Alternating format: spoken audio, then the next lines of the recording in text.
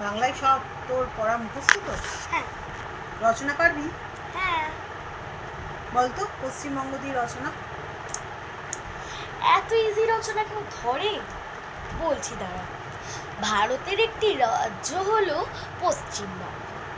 পশ্চিমবঙ্গের রাজধানী হলো কলকাতা। সেই পশ্চিমবঙ্গতেই চাষ হয় বিঘা বিঘা জমিতে ধান।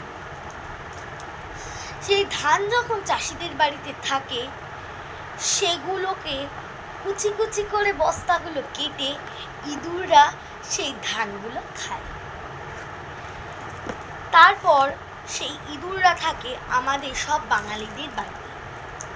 যখন শীতকালে লেপ কম্বল কাঁথা কুচি কুচি করে কাটে, গরমকালে ব্যাগ চাদর বিছানার চাদর বালিশ কুচি কুচি করে কাটে, খাবার দাবার কুচি কুচি করে কাটে, তাকেই বলে ইঁদুর।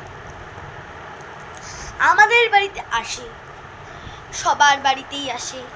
সেই ইঁদুরেরই আছে দুটো দাঁত, দুটো চোখ, দুটো কান, একটা লম্বা লেজ, তার গায়ের রং হলো খয়েরি, তার দাঁতগুলো হলো ছুচালো, যায় প্রচুর ধার, সে কুচি কুচি করে সেগুলো দিয়ে কাটতে পারে।